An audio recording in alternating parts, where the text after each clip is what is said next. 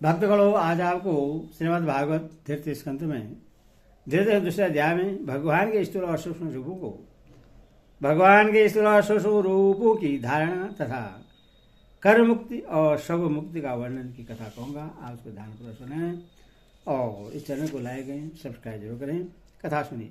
श्री सुखदेव जी कहते हैं, सृष्टि के प्रारंभ में वर्मा जी ने इसी धारणा के द्वारा प्रश्न हुई भगवान से वह सृष्टि विषय स्मृति प्राप्त की थी, जो पहले प्रलय काल में विलुप्त हो गई थी। इससे उनकी दृष्टि अमोघ और बुद्धि निश्चात्मिका हो गई। तब उन्होंने इस जगत को वैसे ही रचा जैसा कि वह प्रलय के पहले था। वेदों की वर्णन शैली ही इस प्रकार की है कि लोगों की बुद्धि स्वर्ग आदि निरर्थक नामों के फेर में फंस जाती है। जीव वहां सुख की वासना से स्वप्न सा देखता हुआ भटकने लगता है, किंतु उन मायामय लोकों में कहीं भी उससे सच्चे सुख की प्राप्ति नहीं होती। इसलिए विद्वान पुरुष को चाहिए कि वह विविध नाम वाले पदार्थों से उतना ही व्यवहार करे जितना प्रयोजन्य हो। अपनी बुद्धि को उनकी निस्सारता के निश्चय से परिपूर्ण रखें और एक क्षण के लिए भी असावधान न हो। यदि संसार के पदार्थ पारबंदवश बिना परिश्रम के यूं ही मिल जाएं, तब उनके उपार्जन का परिसर व्यर्थ समझकर उनके लिए कोई प्रयत्न न करे।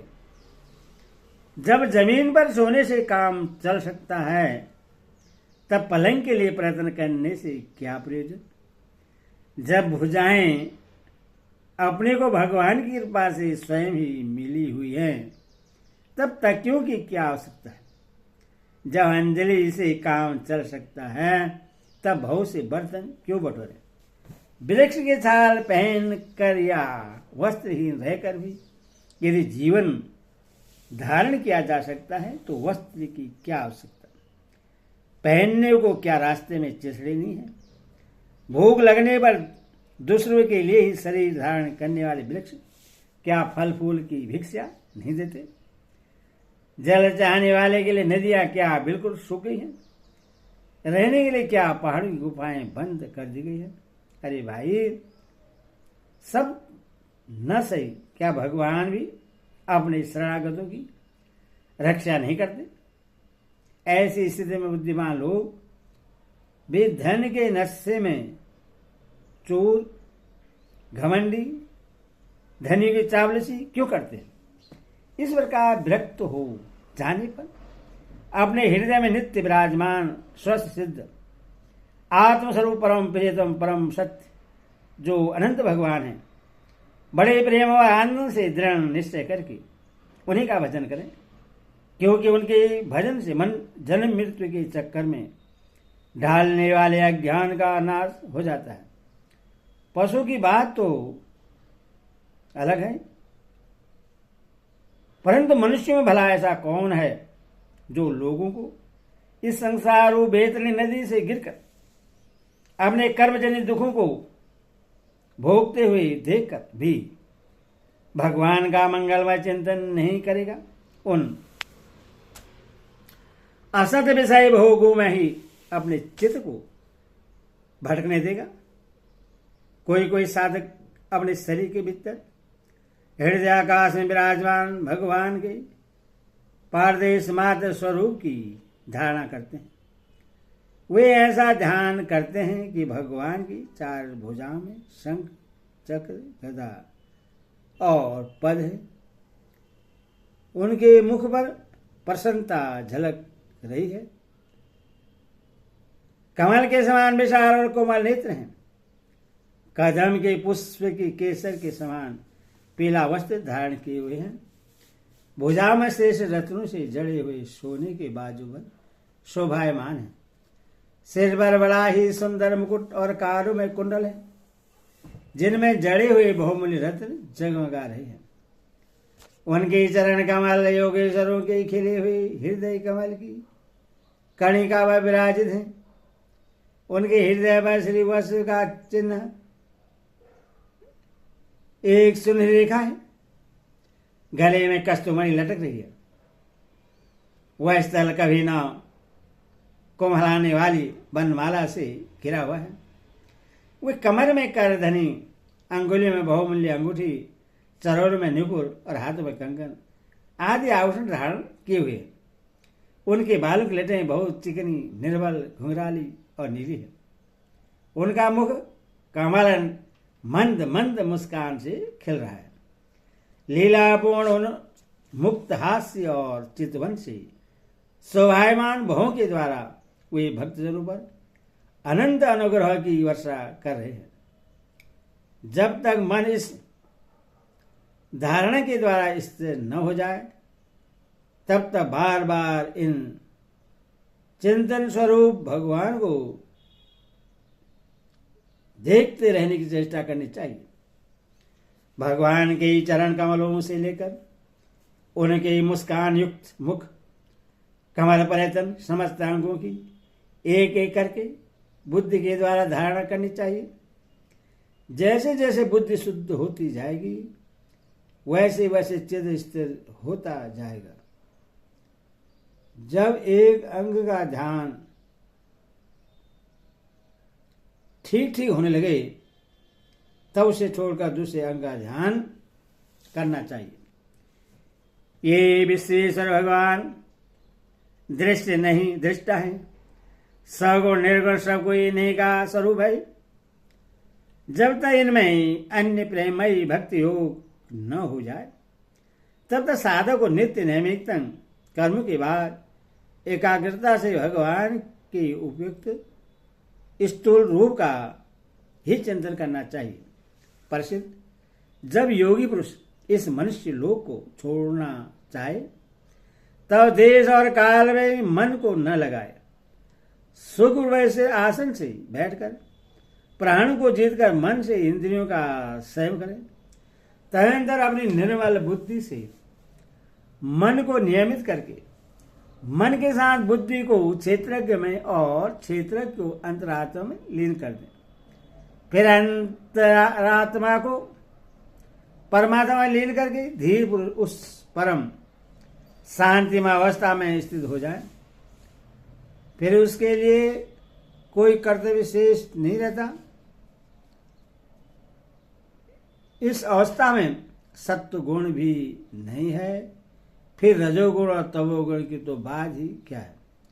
अहंकार, महत्त्व और प्रकृति का ही वहां अस्तित्व नहीं है। उस स्थिति में जब देवताओं के नियामक काल की दाल ही गलती, तब देवता और उनके अधीन रहने वाले प्राणी तो रह ही कैसे सकते हैं। योगी लोग यह नहीं इस प्रकार परमात्मा से भिन्न पदार्थों का त्याग करना चाहते हैं और शरीर तथा उसके संबंधी पदार्थों में आत्मशुद्धि का त्याग करके हृदय के द्वारा पद पद पर भगवान के जिस परम पूज्य स्वरूप का आलिंगन करते हुए अन्य प्रेम से परिपूर्ण रहते हैं, वही भगवान विष्णु का परम भक्त है। इस विषय में समस्त शास्त्रों की सम्मति है। ज्ञान दृष्टि के बल से जिसके चित्त की वासना नष्ट हो गई है, वह ब्रह्मनिष्ठ योगी को इस प्रकार अपने शरीर का त्याग करना चाहिए। पहले एड़ी से अपनी गुदा को दबाकर स्थिर हो जाएं और तब बिना घबराहट के प्राणवायु को षट चक्र भेदन की रीति से ऊपर ले जाएं।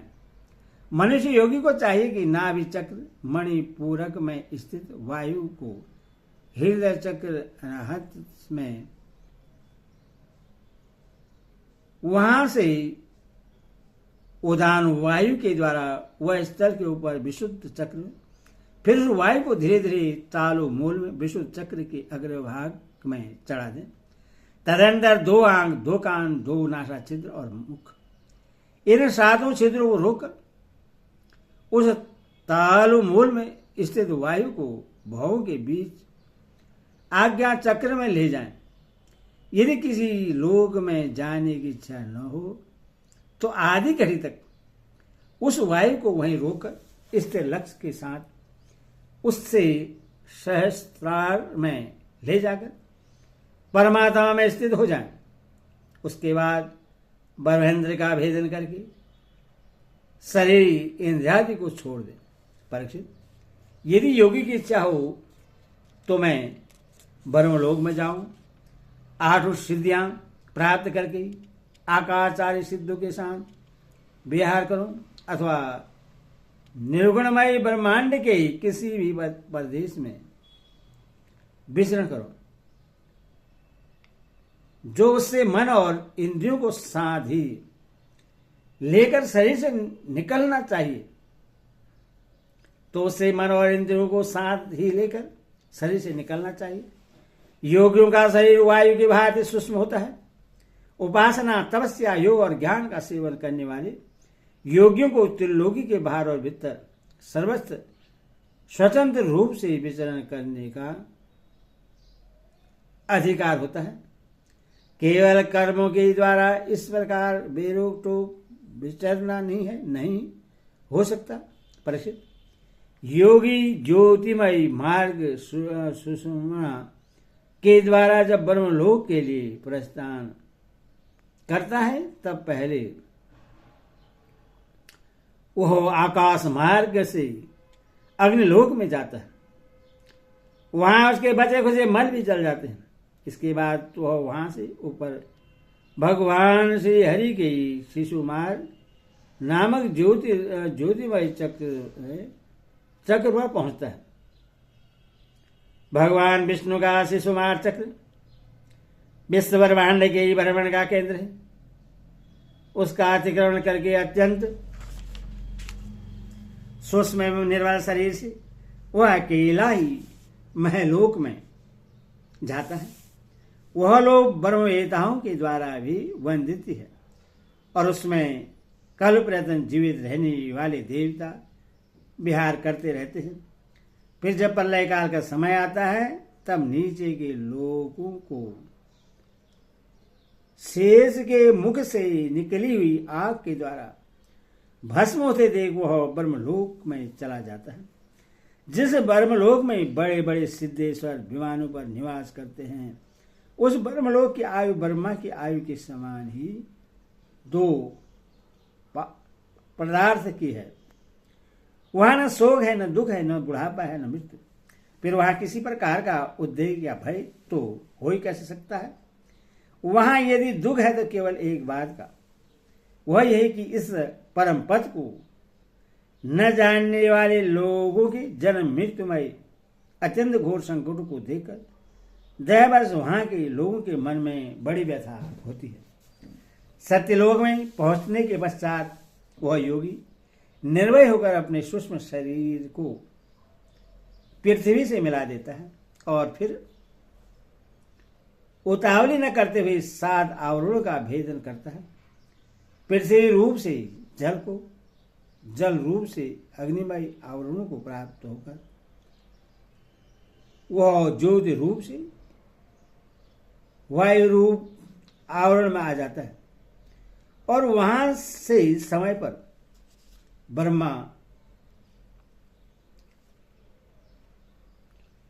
ब्रह्मा की अनंतता का बोध कराने वाले आकाश रूप आवरण को प्राप्त करता है। इस प्रकार स्थूल आवरण को पार करते समय उसकी इंद्रियां भी अपने सूक्ष्म अधिष्ठान में लीन होती जाती है। ज्ञानेन्द्रिय गंध तन मात्रा में, रसना रस तन मात्रा में, नेत्र रूप तन मात्रा में, त्वचा स्पर्श तन मात्रा में, श्रोत शब्द तन मात्रा में और कर्मेंद्रिय अपने में क्रिया शक्ति में मिलकर अपने आप में सूक्ष्म रूप को प्राप्त हो जाती हैं। इस प्रकार योगी पंचभूतों के स्थूल सूक्ष्म आवरणों को पार करके अहंकार में प्रवेश करता है। वहां सूक्ष्म भूतों को तामस अहंकार में, इंद्रियों को राजस अहंकार में तथा मन और इंद्रियों के अधिष्ठाता देवताओं को सात्विक अहंकार में लीन कर देता है। इसके बाद अहंकार के सहित लय रूप गति के द्वारा महत्व में प्रवेश करके अंत में समस्त गुणों के लय स्थान प्रकृति रूप आवरण में जा मिलता है। परिचित प्रलय काल के समय प्रकृति रूप आवरण का भी लय हो जाने पर वहां योगी स्वयं आनंद स्वरूप होकर अपने उस निरावरण रूप से आनंद स्वरूप शांत परमात्मा को प्राप्त हो जाता है, जिससे इस भगवानमयी गति को प्राप्त हो जाती है। उससे फिर संसार में नहीं आना पड़ता, जिससे इस भगवानमयी गति की प्राप्ति हो जाती है, उससे फिर संसार में नहीं आना पड़ता। परीक्षित, तुमने जो पूछा था उसके उत्तर में मैंने वेदोक्त द्विविध सनातन मार्ग सगो मुक्ति और कर्म मुक्ति का तुमसे वर्णन किया। पहले ब्रह्मा जी ने भगवान वासुदेव की आराधना करके उनसे जब प्रश्न किया था, तब उन्होंने उत्तर में इन्हीं दोनों मार्गों की बात ब्रह्मा जी से कही थी। संसार चक्र में पड़े हुए मनुष्य के लिए जिस साधन के द्वारा उससे भगवान श्री कृष्ण की अन्य प्रेमयी भक्ति प्राप्त हो जाए, उसके अतिरिक्त और कोई भी कल्याणकारी मार्ग नहीं है। भगवान ब्रह्मा ने एकाग्रचित्त से सारे वेदों का 3 बार अनुशीलन करके अपनी बुद्धि से यही निश्चय किया कि जिसे सर्वात्मा भगवान श्री कृष्ण प्रीति अन्य प्रेम प्राप्त हो, वही सर्वश्रेष्ठ धर्म है। समस्त चर अचर प्राणियों में उनके आत्म रूप से भगवान श्री कृष्ण के लक्षित होते हैं, क्योंकि बुद्धि और दृश्य पदार्थ उनका अनुमान कराने वाले लक्षण है। वे इन सबके साक्षी एकमात्र दृष्टा है। परीक्षित, इसलिए मनुष्य को चाहिए कि सब समय और सभी स्थितियों में अपनी संपूर्ण शक्ति से भगवान श्री हरि का स्मरण कीर्तन और स्मरण करे। राजन, संत पुरुष आत्मस्वरूप भगवान की कथा का मधुर अमृत बांटते ही रहते हैं। जो अपने कान के दोनों में भर भर कर उनका पान करते हैं, उनके हृदय से विषयों का विषैला प्रभाव जाता रहता है, वह शुद्ध हो जाता है और वह भगवान श्री कृष्ण के चरण कमलों की सानिध्य प्राप्त कर लेते हैं। हरिओम तत्सत। हरिओम।